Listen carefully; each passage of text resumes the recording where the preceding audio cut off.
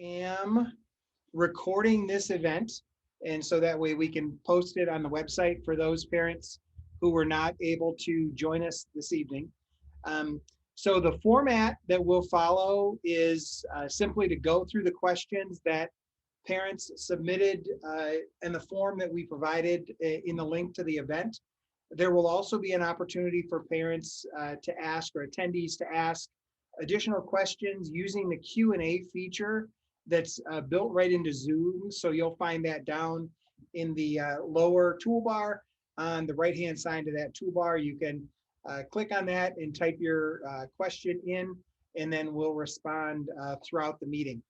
We had just over 30 questions submitted. Several questions were repeat or similar, but what we'll really try to do is dig into your questions to the best of our abilities and give you the answers and information that you're seeking.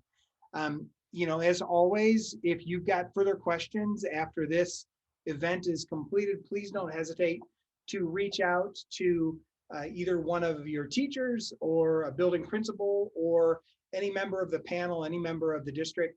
Our goal is to be transparent and provide you with information that you need so we can best partner in our work to serve the needs of our students and staff and community of Cedar Springs. So, you know, really starting off, the first question that I'll respond to is why we're here. So the question is simply, will you actually answer the questions or will you push them off? So I don't know what experiences the author of this question has had in the past, but we're here to answer the questions. If we weren't here to answer the questions, we'd be wasting everyone's time. And so our goal is to answer the questions to the best of our abilities. If we don't have an answer, we'll tell you that, and then we'll circle back and make sure that you've got the information that you've got. But I encourage you to just have an open mind and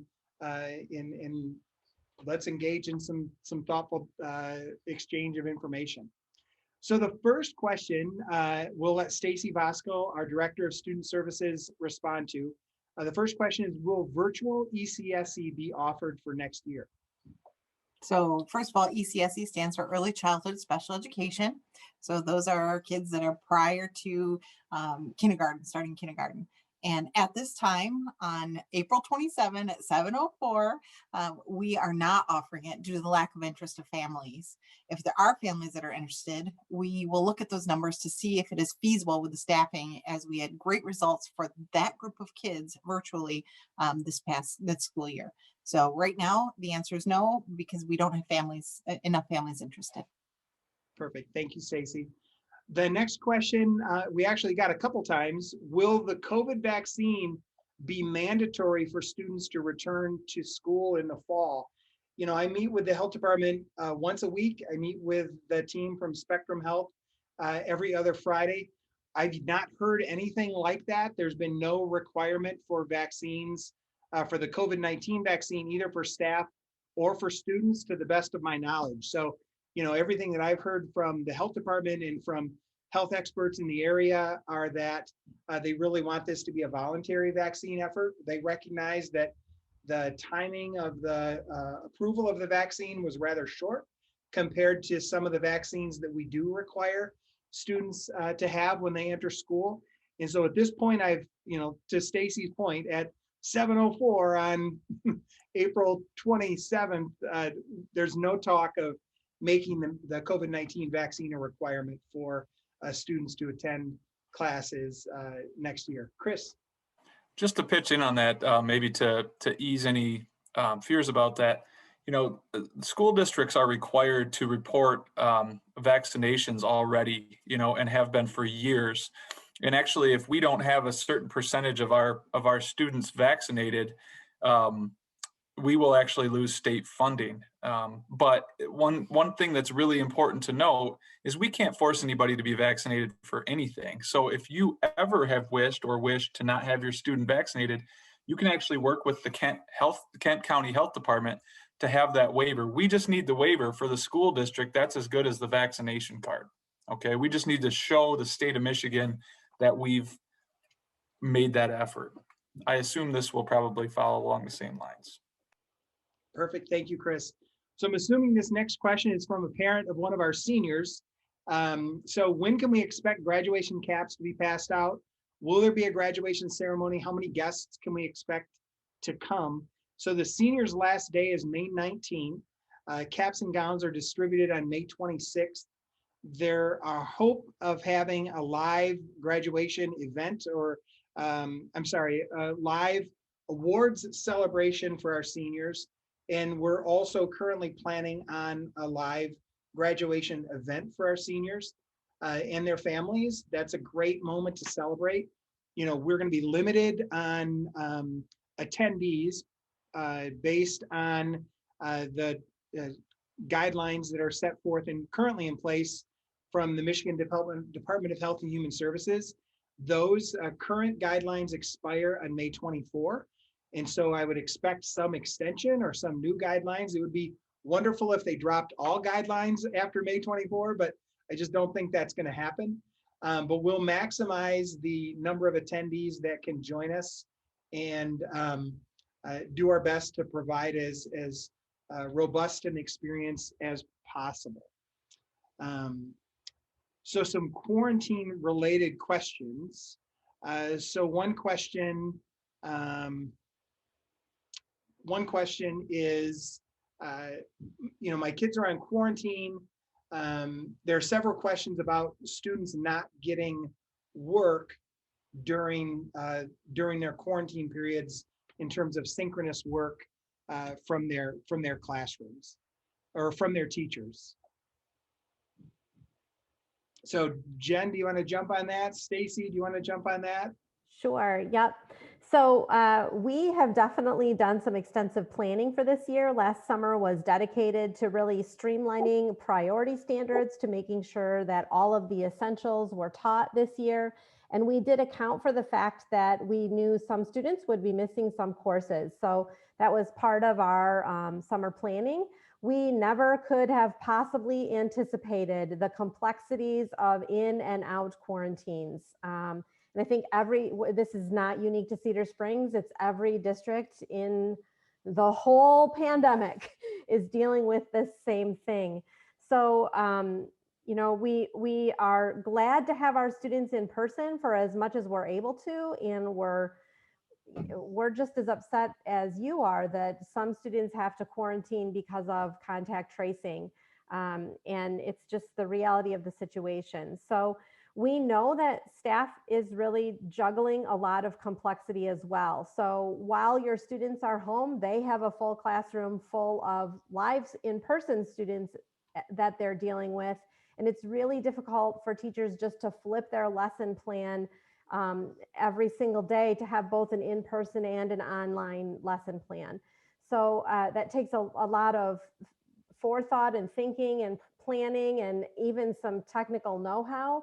And then to keep kids engaged in that is something that is just beyond our control while we have a full in-person class as well.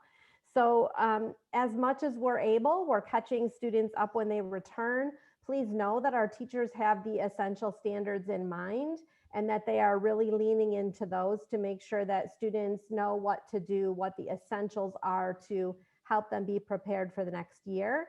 And then our planning for next year is including how are we going to look at the data set to know what students have missed and what the gaps are in order to address that in the following year. Certainly none of us have ever been trained for how to deal with a global pandemic. So this is something that we're learning on the fly and evolving as we can and learning from our colleagues across the region and across the state and across the United States. We really know that best practice is that we look at the data and then are responsive to it. So as always, we would encourage you, if you have concerns about that you reach out to the teacher first. That would be the first line of communication, is to say, I'm just concerned, could you help me understand? And then if that doesn't seem to be addressing your concerns, then of course, reach out to the building principal, who would be the first person who would help that teacher to figure out how to be more responsive and to help troubleshoot with your family what can be a solution that will suit your needs. Perfect. The only thing I might add would be that just our staff, our educators from pre-K all the way to 12th grade, they're all doing the best they can. So nothing, ignoring an email or whatever that feels like to you as a parent, that is not what's happening. There may be 12 other things that are the front burner things, and they are going to get back with you. So give our teachers a little grace. They are doing the best they can. We're so proud of the efforts they've done already this year, and we're all in this together. So take a deep breath and realize that what they're doing this year is not just the end all be all. We're going to have some learning acceleration next year, and we're going to really look at all those data pieces to make sure we're meeting all students' needs. And I would really say too, we often hear my students are behind, but it's really that they have not yet had the opportunity to learn some things. So we know that there are things we will not get to this year, and we will make a plan in order to get to them in years coming. That's such a great point, and we're getting a lot of parent requests for special education.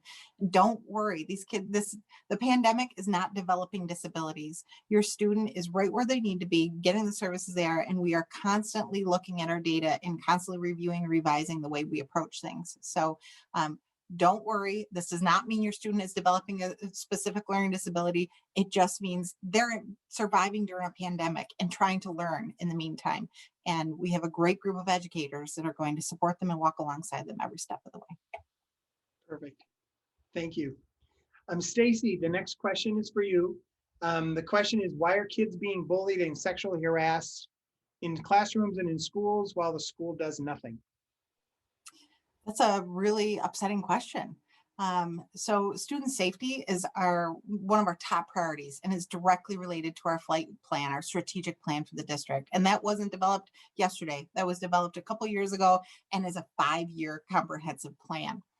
We have clear structures in place for many crisis events and for the handling of unsafe behaviors.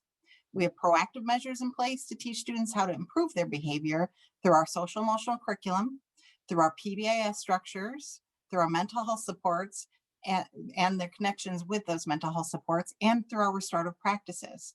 We take each issue very seriously using the code of conduct and our network of supports, both proactively and reactively. So before an incident and after an incident, to make sure everyone has the full supports.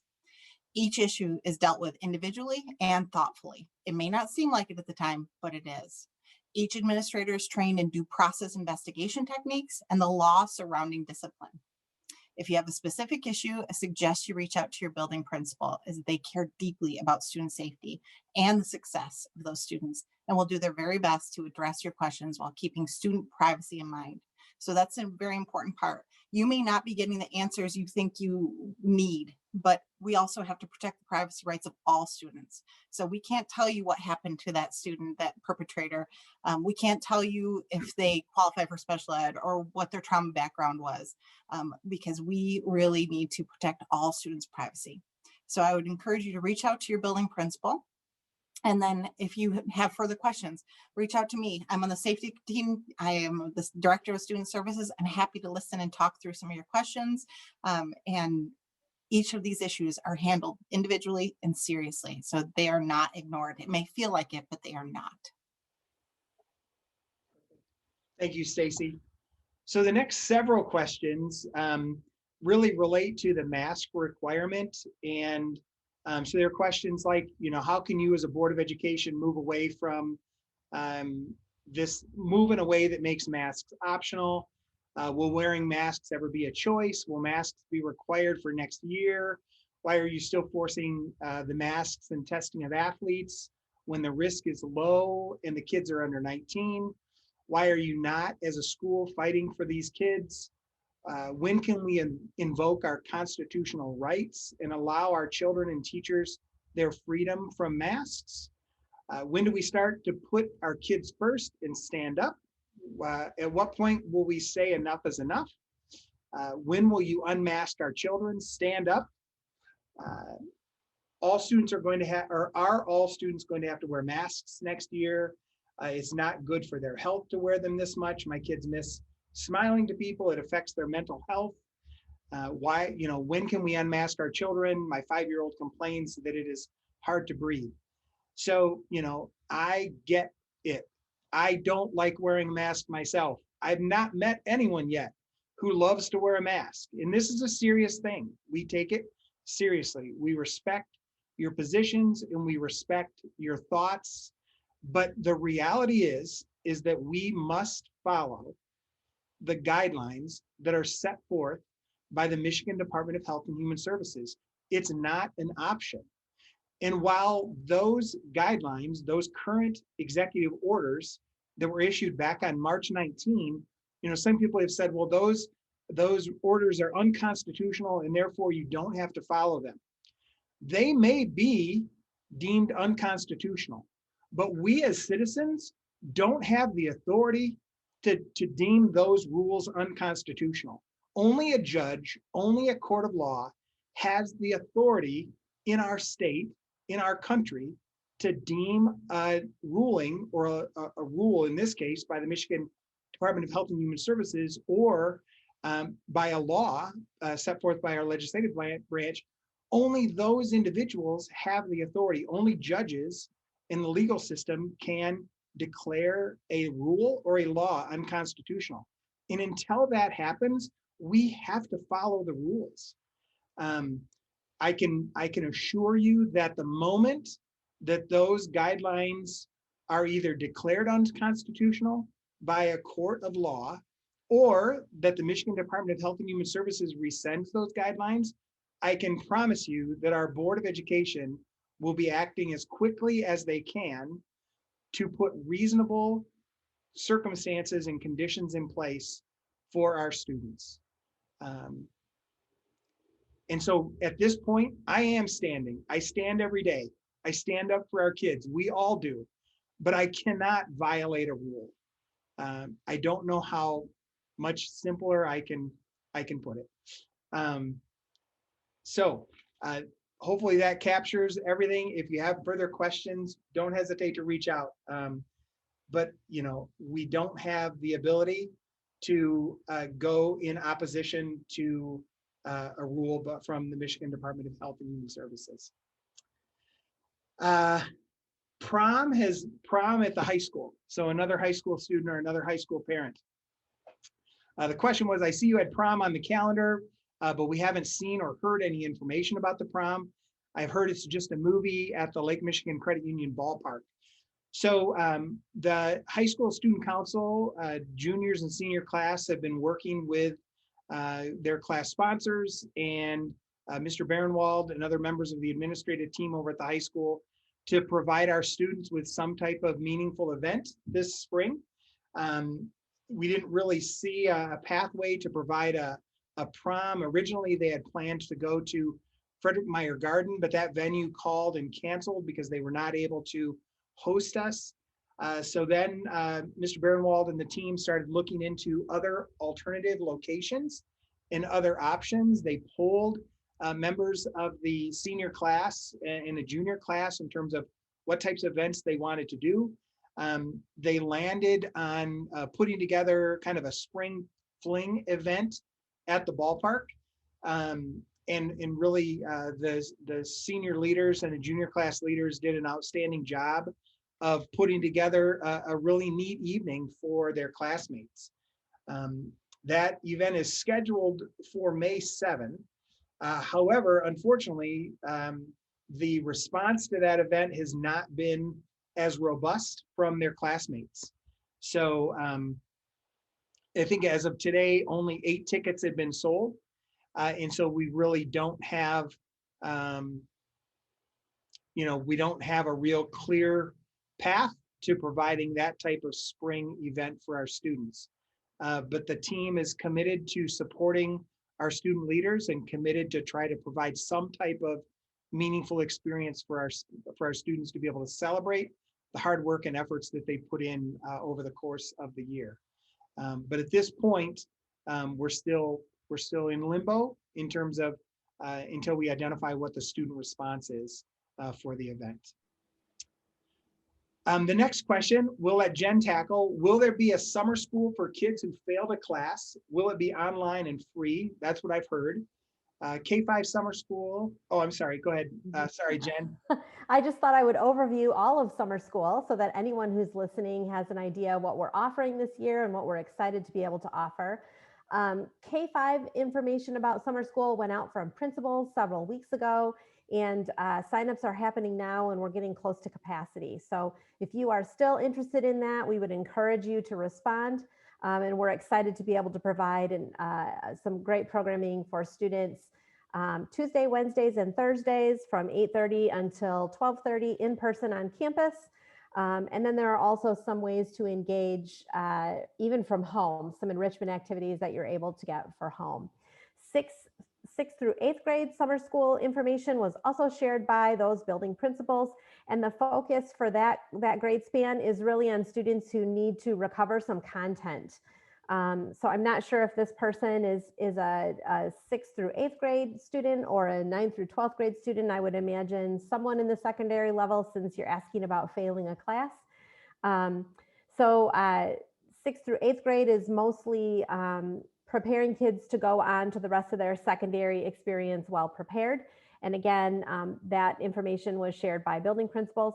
9th through 12th grade summer programming is only for students who are recovering credit on their pathway to graduation.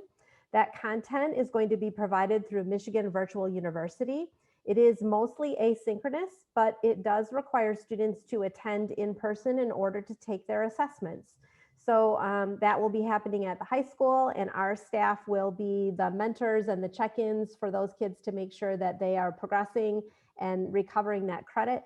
That is free due to the additional funding that Cedar Springs received this year for summer programming. So normally that would be something in a credit recovery situation that a family would pay for those credits.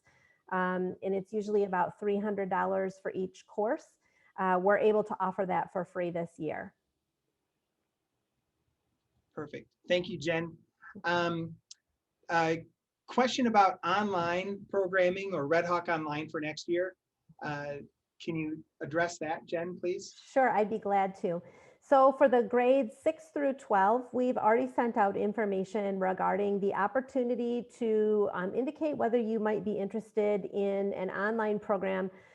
What we're offering for 6th through 12th grade is different than what we've offered this year.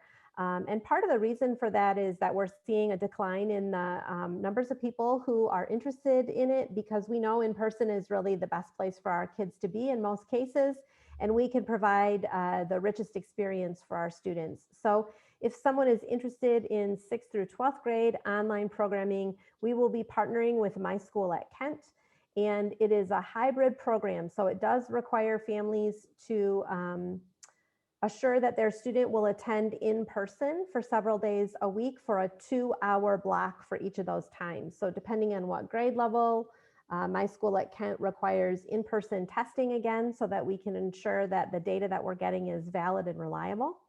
For K-5, we're just really beginning to explore what that might look like.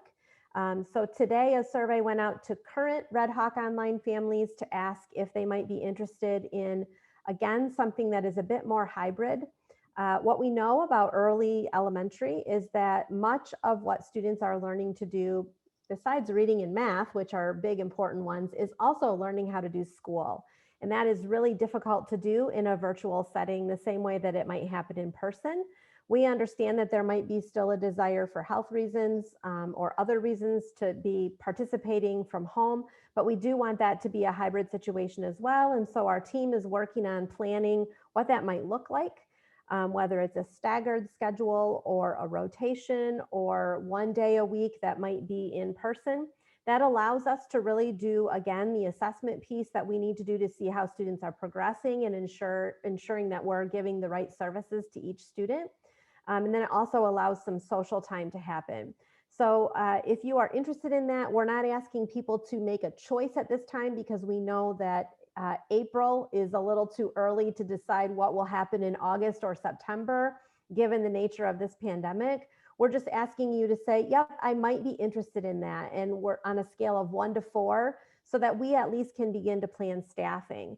With that K-5 option, we are hoping, I mean, again, right now on April 27 at 7:25 p.m., we're thinking that we may be able to, depending on the desire from families and the numbers, we may be able to offer our students the opportunity to have our Cedar Springs teachers teaching the same things on the same pace that their in-person counterparts would be learning. So that's something that we've learned, is that there's some efficiency if we do things that way, and we can guarantee a better experience for students. So we're looking to capitalize on that learning that we've had over the course of this year. Thank you. Chris, I'm going to let you take the next question. Is next year the last year for the teacher's current contract? And then I'm going to have you jump right into the questions about the calendars, because the calendar and the contract are two things that are related. So when will the 2021-2022 calendar be available? Why can't we continue to start school after Labor Day? 4 people asked that question. Why are we having a fall break in October? Why aren't the student half days on Wednesdays? 5 people asked that. And then the last one, again, well, just, why can't the half days be on a Friday or on a Monday? So. Absolutely. I'll take it away. All great questions. So the first one about the contract, is next year the last year of the current teacher's contract? The answer is no. Actually, the year that we are currently in, the 2020-2021 school year, is the last year of the current teacher's contract. And a little bit unheard of or unprecedented, at least in my experience, this current contract is an 8-year contract. So this contract started in 2013 and has served the district since the 2013-2014 school year all the way through now. So we, and when I say we, I mean Superintendent Smith, myself, our HR director who can't be here tonight, Mr. Matt Blood, as well as CSEA leadership and the other members of this team popping in here and there, have been meeting and negotiating this contract since December, and possibly earlier than that, actually. So we've been meeting regularly. As you can imagine, there's quite a bit of information in this contract, being that it's an 8-year contract. State of Michigan legislation has changed over the course of those 8 years. And one example is one of the questions we have down below. The number of days required for students to be in school has changed. So Cedar Springs has been able to maintain a 172-day school year because we were grandfathered in by this 8-year contract. Now that the contract's expiring as of June 30 of this year, we have to get in line with the state mandated 180 instructional days. So to answer the question, we're negotiating. We continue to negotiate with the CSEA. That's the Cedar Springs Education Association, the teachers union. And we're hoping to continue to make progress and get this wrapped up as soon as we possibly can. I'm going to jump down to these other questions, because I didn't memorize them. There they are. When will the 21-22 school year be available?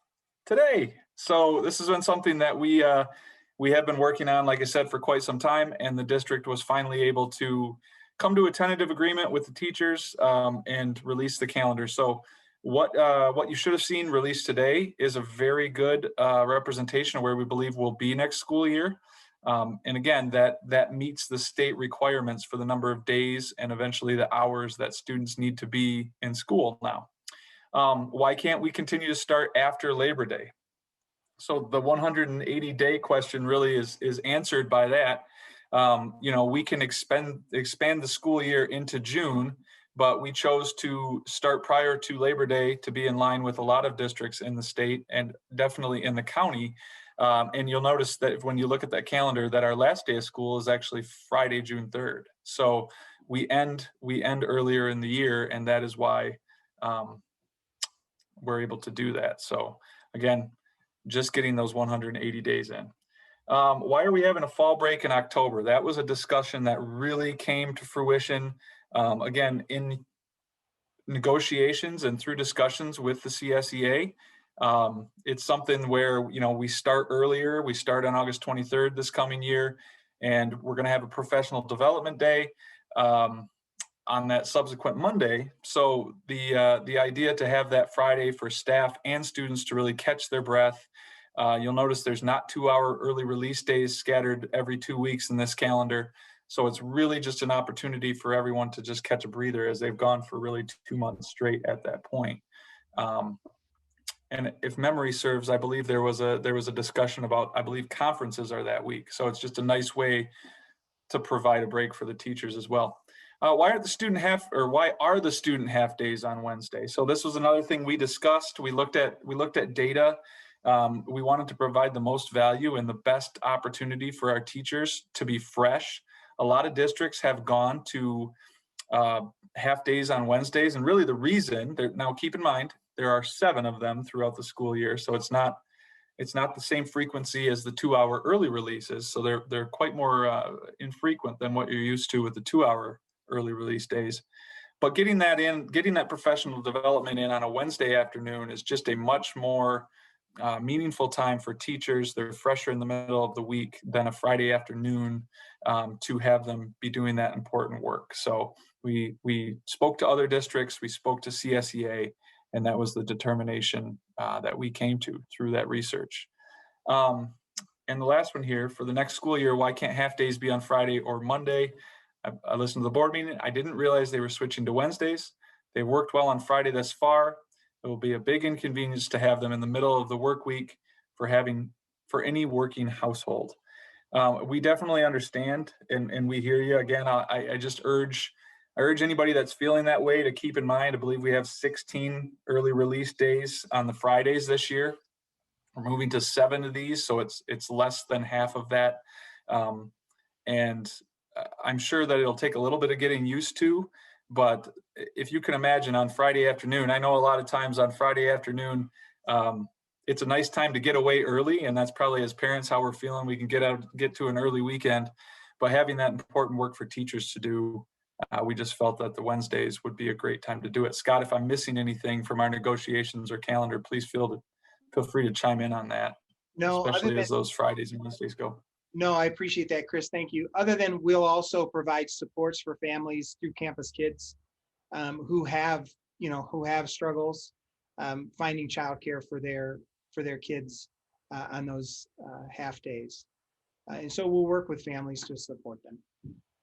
Yep. And one thing we were really looking to do was provide a more consistent calendar. I know that anytime students are released early from school, it's disruptive, because if you're a working parent, your kids are going home far before when you're getting out of work. So that was one thing that we really wanted to do, was cut back on the number of days that were those different days. So we're pretty proud and happy with the 7 of them rather than double digits. Perfect. Thank you. Ken, I'm going to let you jump in and take the next one. Talking about our construction projects, our heating, ventilation, and air conditioning. The question is, what is the school doing to prepare for cleaner air in the buildings as we prepare to probably unmask or have a mask choice in the future? Okay, what the schools have done this year so far, what we're doing is we've opened up our outside fresh air a little bit more than what it normally is, allowing for better air exchange per the recommendations of the CDC. And we have started changing filters this year at a quarterly basis. So we're keeping up on the fresh air this year. Next year, part of our bond work that we're going to be doing this summer is to redo the Cedar Trails unit ventilators and the heating and cooling systems.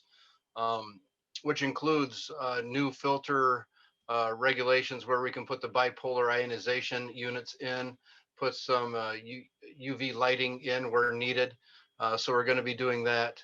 I have placed a call, and we're working with GMB, looking at other units right now in our schools, seeing if there's anything that we can do to help speed those along to get those brought up that we want to do during the bond.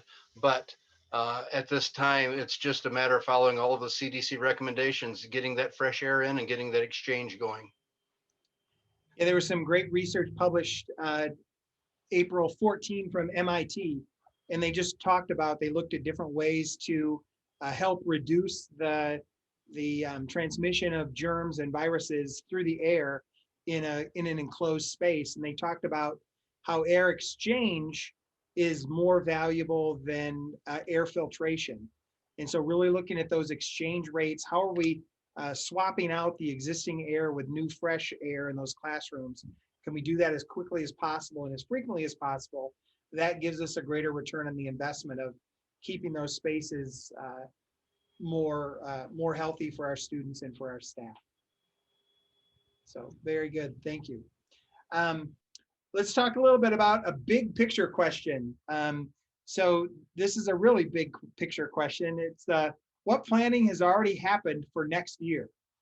And we can kind of break it down and talk by group. So, Jen, if you want to take the academic services piece, Stacy, you can talk about student services. Chris and Ken, you can talk about bond and construction projects that we've got on the agenda. Sure, I'll start. So from academic services, we continue to ground all of our work in our strategic plan called Flight Plan and the most recent data set we have about students and their learning. So as always, we try to be responsive to the data that we're seeing. We're committed this year, and if you attended the board meeting last night, we presented the possibility of a new K-5 literacy resource, which is evidence-based. That will take a lot of planning and a lot of support. We're working on aligning our instructional practices in K-5 math and exploring our secondary math pathways. Our secondary teams will begin to learn about literacy strategies to use in each content area to ensure that students comprehend the complex text that they're reading. And our continuous improvement process always keeps our focus on positive climate and culture. We're learning, adjusting, and continuing to be responsive to the needs of our students and our teachers as we look at our data. So from student services and special education standpoint, well, really from education as a whole, we are all planners. So we plan 2 years ahead, 3 years ahead, 4 years ahead, 6 months ahead, 2 days ahead. We plan. So we have been working on things for next fall, just like we would any other year. And then we layer on pandemic supports and how we do some recovery type services and acceleration learning in the fall due to COVID. So we have all the regular planning plus now all the COVID planning. So from a student services department we are looking at behavioral data. We are looking at early warning indicator data. We are looking at our PBIS data. We are looking at all kinds of pieces of data so that we can best plan forward for our students coming in wherever they are from what they've been through the last year. Some of our students have had very limited access to virtual but couldn't come in due to medical reasons. Some of our students were here almost every single day. Only during that couple week of closure did they shift to virtual. So we have a full continuum, and we're trying to look at that full continuum of needs and make a plan moving forward for that, from our mental health department to our special education department to our paraprofessionals and their training and supports. I mean, you name it, we are trying to come up with a plan to address it. And that is no different than any other year. From a business and human services standpoint, Mr. Blood and I have met for months now talking about staffing for next year. We've both run projections on student enrollment for next year, which is more difficult than ever with the number of students who are online, in person, left for homeschool or some other reason. Will they come back? Won't they come back? Obviously, all of our revenue, or a lion's share, 80% of our revenue is tied to student enrollment, at least general fund. So there's been a lot of planning from that standpoint that's gone on for months. Retirements, staffing needs for next year, class sizes, class counts, all of that. Once we have that all set, I'm done working on that with Matt, and we have the best idea. This is really the busiest time of year for me in business services, because I have 5 or 6, actually in Cedar Springs, 6 different budgets that I have to finish up this current year, but then also project for next year as well. And each one of our general fund budget is over 4,000 individual budget lines. So that's talking about wages and pay, that's talking about retirement costs, FICA, workers' comp, all the different insurance costs, salaries, supplies and needs for the district that fit into our plan. Ken needs to spend plenty of money there for facilities and operations, athletics, you name it. Then there's the food service fund. So there's the community services fund, there's the debt services fund. There's a lot of different things that go into it. So I'm spending nearly all of my waking time at least trying to get to those budgets and planning for next year. In addition to the bond work that we'll talk about here in a moment that we've been working on for a calendar year at least. We just had an S&P Global Ratings call because we'll be selling our first round of $32 million in bonds actually in 2 weeks. And part of that call is they require a 4-year or 5-year projection of district finances. So that shows how far out that I project and then provide that for Standard and Poor's. So they rate how financially sound the district is and how good of a bargain it or a sure thing it is for investors. But enough about that. On to bond construction. Ken, I'll let you take a little of the magic here. Where we're at right now is we've just recently opened bids and accepted and interviewed our contractors, and the board approved bids to have us move ahead with the middle school parking and drive reconstruction. That's going to be starting this next week or the week after. So this is one that's on a fast schedule to get started, and we have to have it all finished before the August 18th deadline. So that one is moving along. We're going to be initially working on two new entrances, coming in off of Northland Drive. One of those I'll hit back here in a little bit on. The other one is the Cedar Trails mechanical bids have been accepted and awarded. We will be replacing the HVA units, the unit heaters in the classrooms, the heating coils in the air handling units, the chiller, the boilers. We're getting a whole new system so the schools will be more comfortable. That's where we talked about having the new ultraviolet lights and the bipolarization added into those units there also. That will be happening throughout the summer, and that too will be a tight time frame to finish up just before school gets started. Furthermore, on the bond work, and I'm so sorry to jump back in, we've planned for this. We purchased the equipment for Cedar Trails back in January so we could get ahead of it. And make sure that there was no holdups that would restrict us from students coming back into the buildings this fall. We have a draw schedule and a plan for this entire bond, which goes out into 2025. I could talk for an hour on it, but I won't. But this question asked, what planning has been done for next year for bond construction? We're planned out for 4 or 5 years. Everything from the financials to when the work will be done and when we'll have to pay for it. Perfect, thank you. Ken, you mentioned some new drives going in at the middle school. Those thoughts actually came out of a parent forum that we had during the fall of 2019.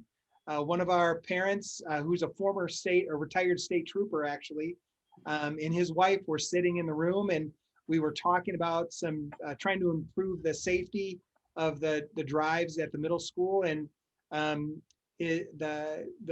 this couple came over with a napkin and said, "Hey, have you thought about this?"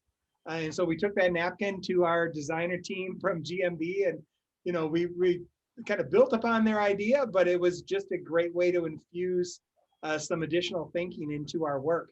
Ken, can you talk a little bit about, there was a question that was asked in regard to traffic. Can anything be done to tell people not to stop traffic on Northland Drive by the middle school in the morning?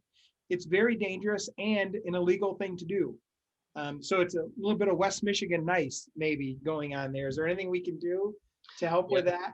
There's always something. I'll be talking with Deputy McCutcheon, trying to work with the Kent County Sheriff's Office on that. We'll keep an eye on that. We'll pay attention to that out there. It is something that hopefully with this new drive reconstruction kind of alleviates. The buses will be pushed down further away from the intersection, further away from the mobile home park across the road. So hopefully that's going to help alleviate some of this too when we're done with the construction.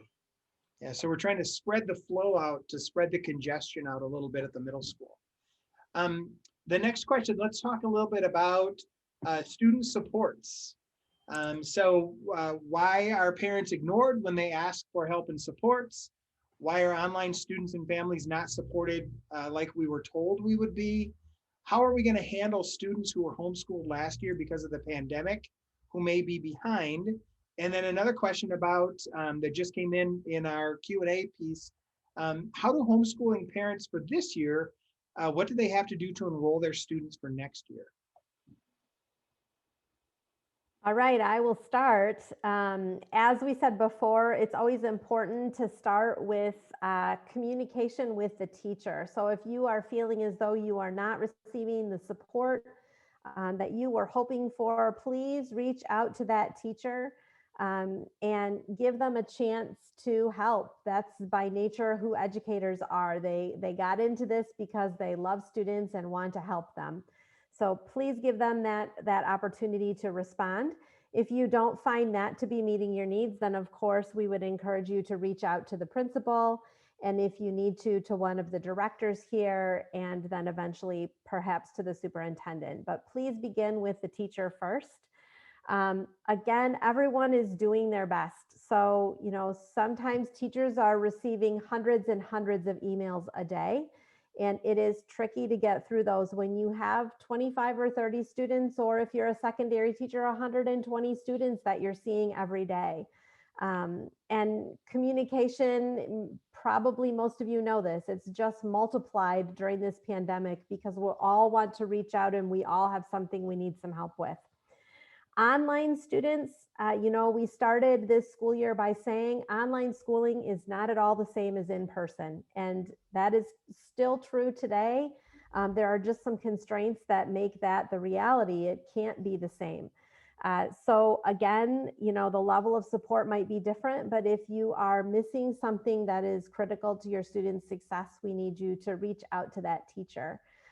One of the things educators know is that a productive struggle is what we see in the classroom. So we watch students learn by figuring things out, and they don't always figure it out the first time because they're learning, and that's what learning looks like. Sometimes as a parent, you might be seeing that and it might be something that's unfamiliar to you. So you think, oh no, something's wrong. And really it's just how we learn. It's how our brains learn, by struggling through some things. That's not to say we don't want to help you. So certainly, again, reach out to those teachers if you need some additional support. In terms of students who were homeschooled last year and who may be behind always, we meet kids right where they are, and we want to move them at least a year or more forward in their growth. So no matter the situation, we use the data that we have in order to make the right decisions about the instruction or the additional intervention that might be needed in order to help students be successful. So if you are coming newly to Cedar Springs, and I saw that question in the chat as well, please reach out to our district office folks. We're glad to help you enroll, and we already have started that process for fall. And it really is quite simple, and we're glad to get you started and help you have the right things in place so that you're ready to start in the fall. Yep, I just wanted to jump on that last part really quickly. If you go to our website, csredhawks.org, right here along the top, enrollment, there's a place to click if you want to start today, which at this point in the school year, that's probably few and far between. But you can go right here to enroll for fall. And we have really revamped the website through the help of our new communication specialist. Amy McCarthy's done a fantastic job and worked with our central registrar, Chrissy Brott, to make this an easier process than ever. You can click on Start Enroll for Fall and go through the process. And then right here, if you have any questions, you can click on Chrissy's email or call her directly on her office line. So tried to make that process easier than ever. Perfect. Thank you both. The only thing I would like to add about homeschooling is we have a small handful of families that move from homeschooling to Cedar every year. Oftentimes that comes with worry because it is different. It's much, much different. As Jen stated, we are trained as educators to do rigor, and a mentor long ago told me it's learning on your tiptoes. And that is what our students do every single day. So it does feel differently from home when you're not a trained educator to see that struggle. And then you feel for your child because you think that that's not a good struggle. But ultimately, it is. They're learning on their tiptoes and they're reaching for more. And that is exactly what we are hoping to do every single day in our district. So no worries about homeschooling. If you have data to provide us, that would certainly be helpful, of the things that you have taught them, the curriculum you use, any online supports you've used. So that's also very helpful, because we also have families that come in from homeschool, and then within a couple weeks of school, they request a special education evaluation because they think their student might have a disability, when in fact it was different or slower, lesser curriculum than we use. So the students are all of a sudden in a little bit of shell shock because that's not what they've been learning all along. So it's not because your student has a disability, it's because they just need to catch up a little bit, and that's okay. We are expecting them to learn on their tiptoes, and we will do everything we can to meet them where they are for all students to succeed. Perfect. Thank you. So the next question is around the bomb threats. So the question is, with all of these bomb threats, why are we not told how it went afterwards? Students need to see these people were punished and didn't just get a day off from school. So it was interesting. Our high school principal, Mr. Ron Barenwald, has been a high school principal for 14 years. He went 14 years without having any bomb threats. And then in the last, since March 11, we've had 2. The 2 threats were very different.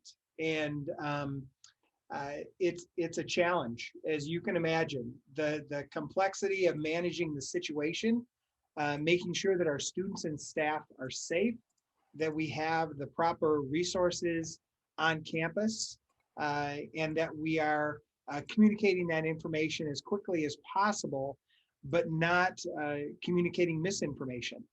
And so, as far as the bomb threats go, the first one on March 11 came in. It was came in via email. The law enforcement agencies were able to obtain a search warrant for the email account. They did their best to track that account back.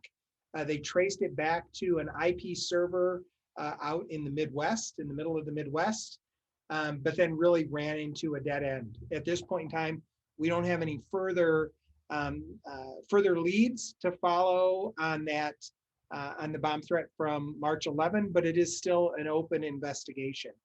Some complexities around that day, and I shared that information with our families in follow-up communication. But the threat came in. It was very vague. We did not have access to a canine team from Kent County, so they had to bring a team in from Traverse City. We just didn't, based on information from law enforcement, the decision was made to cancel school for all students for that day. April, came through on the 16th, the 19th, so last Monday. That was a different threat. It was a different situation. The threat came in from via phone. We were able to use video surveillance to quickly review the building to see if there were any intruders in the building at all from the end of school on Friday to the beginning of school on Monday. We did have access to a canine team from Kent County, and so that dog and handler were assigned to report immediately. The threat was specific to the high school. And so because of all of those factors, again, the recommendation from law enforcement was that we could go ahead and based on their professional judgment, we could, as long as our students and staff from the high school were safe, we could have classes on campus as scheduled in our other buildings. And so, unfortunately, again, with the first threat, the second threat, they traced the number back, but they've not gotten any tangible leads beyond having the actual number from which the call was placed. Another district in our area in the county received a similar threat from the same phone number, but it's not a local phone number, and so at some point in time, until we get further leads or further information, right now the investigation is at a standstill. We want the same thing that you want. We want consequences for these students. It's incredibly disruptive to thousands of students and thousands of families, and it's not okay. And so we're going to continue to work with law enforcement, and as tips come in, we'll share those tips and let the law enforcement agencies go ahead and follow up on those tips because it is a criminal matter. The next question, let's take one off the chat. So it's similar to some that we've had, but slightly different. As you said, the teachers have full classes and are so busy. Why isn't the district providing resources? how are the kids who are quarantined making up the missing lecture? And if we should give the teachers grace, why are the kids not given grace? My child is graded as failing in their assignments before they even return to school. So again, I would say certainly reach out to that teacher to ask some questions about that. That's definitely not the expectation that we've set forth. And if that is not a satisfying experience, then please reach out to the principal to gain some clarity about what can be done to move forward in the right way. The resource that we would have to give teachers is a double as long workday, and that is just not possible. It's not part of the current teaching contract, and it's not part of what's feasible as a human being.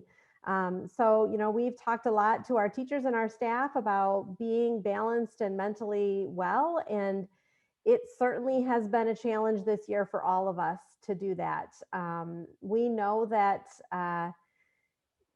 all of us sometimes respond in a way that's not our best. And so we would ask you to help us get better every day by giving us the chance to have that feedback in a constructive way. I'm just gonna, this is a little bit outside of my realm, but I'm gonna just push in here real briefly about the piece about my child is graded as failing their assignments before they even return to school. I know in my experience as an educator, there's times that as grades are entered, they're entered as a 0 because they're missing. It doesn't necessarily mean that it can't be made up. And again, I don't know the specific situation. I'm a ways away from it. But yeah, I would hope and I would imagine, and I couldn't imagine it wouldn't be the case where even though it may be reflected as a failure at a certain time in PowerSchool, that teacher's just trying to send the message that, hey, this is missing, let's get this in. So I know that that can look that way. I've dealt with that over the years. Just keep that in mind. Perfect, thank you. The next question came in on the Q&A piece. Will graduation look similar to last year's, or will it be the whole group of seniors graduating together? Also, how many guests will be allowed to graduate or to attend per graduate? Our goal is to provide a graduation experience similar to the one that we provided in 2019. So we want to have the whole class together. We want to have families available. We are going to maximize the space available in our stadium. And so that may be that we reconfigure where the graduates sit, reconfigure where the stage is, reconfigure how where our attendees sit. But we are going to maximize, because we know this is so important. We want to maximize the number of attendees at the event to celebrate this great accomplishment with our graduates. Unfortunately, some of this work is dependent upon the guidelines that expire on May 24. And so, you know, right now we're scheduled to have graduation on June 3rd, but we'll definitely make adjustments if possible. You know, if we see that the current or the extension of guidelines are going to expire on June 8 and we expect an increase in capacity, you know, we might push graduation to June 15, for example, so that we can have more people in attendance. You know, we want to maximize the number of people attending, and we want to maximize the quality of that celebration for our students. So the next question is in regard to Black Lives Matter. So the question is, why multiple teachers, or why do multiple teachers have Black Lives Matter flags in the classrooms and in school? What is the policy about Black Lives Matter's emblems in school? And what are the repercussions for them in school for teachers and for students? So there was an incident, there were two incidents of Black Lives Matter posters in classrooms back in January. We went to those teachers right away. Because Black Lives Matter is not a part of our curriculum, we were within the guidelines as a school district to ask them to take those posters down because we were very mindful that in some members of our community, they see Black Lives Matter as the group of hooligans that that rioted in downtown Grand Rapids and looted and destroyed buildings. And so, we asked those individuals to take those signs down, and they were removed. I'm not aware of ever any Black Lives Matter flags being up in any classrooms, and I'm not aware of any current flags or posters that are up in classrooms. If you have information that indicates that there are current situations, please reach out to the principal and let us take care of it. What's the policy as far as Black Lives emblems in school? It's different for students than it is for teachers. For teachers, it has to be related to curriculum. If it doesn't relate to curriculum and it's a disturbance, we can ask that teacher to remove that item. So whether it's Black Lives Matter or a 4-leaf clover, it doesn't matter. If it's not a part of the content or the curriculum, we can ask that teacher to remove that item if it's creating a disturbance. Similarly, for students and for staff, as far as wearing a Black Lives Matter t-shirt or wearing a hat, if it causes a disturbance, then we can ask that student to not wear that item of clothing. But we don't have a specific policy or protocol against someone wearing a Black Lives Matter t-shirt or a Camp Hitler t-shirt or whatever that incident or whatever that the content of that messaging was. If it's a disturbance to the education, which is what we're all about, we can ask for that information for that content to be removed. So the repercussions in school, we would first ask them to remove it. And if they complied, if they were compliant with it, then that'd be done. We'd talk to them about it. We'd use restorative practices. We would explain the why behind asking the student or asking the staff member to remove the item. And then we would hope that there would be a level of understanding and the item would be taken care of and it wouldn't be an issue. If the teacher refused or if the student refused, then there would be disciplinary consequences using progressive discipline moving forward from there. And so we would treat this, really then it becomes more about insubordination than it does about the actual message that is on the poster or on the t-shirt or the hat. So hopefully that answers the question. If it doesn't, please reach out and we'll engage in some more conversation around that. The last question that we've got is kind of a big one, and it's more of a statement than it is a question. I was thinking about re-enrolling my daughter in CSPS for the 21-22 school year, but I'm having major doubts. I follow a few parent groups and it looks to me like the school is not any better organized in dealing with COVID-19 than it was last year in April. School shuts down a day prior, leaving parents to have to work in a major panic. Making kids keep wearing masks for 7 or 8 hours at a time for 7 days in a row is problematic.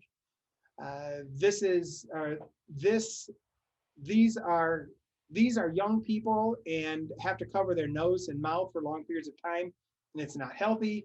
Even the CDC agrees with that. I want to know what the school is going to do about mask wearing, considering that other schools around us don't require elementary students to wear them in the classrooms.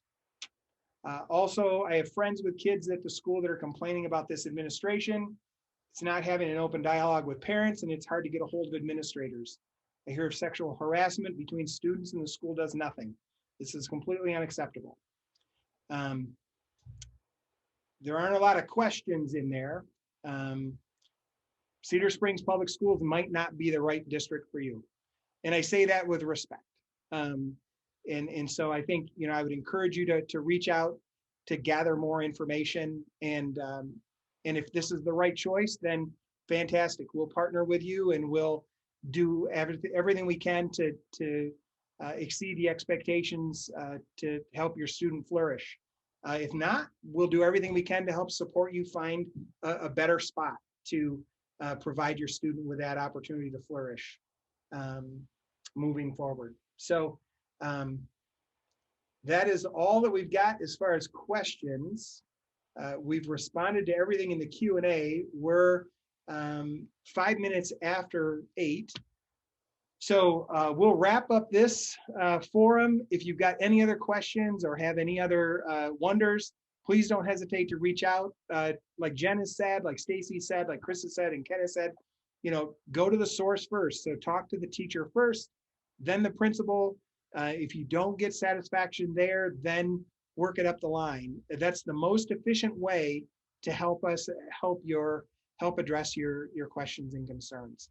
So I thank you so much for being a part of this event tonight. It's through partnership that we're able to best serve the needs of our students and really, help make them be all that they can be moving forward into the next generation of excitement in life. So we thank you so much, and we wish you well. Take great care. Bye-bye.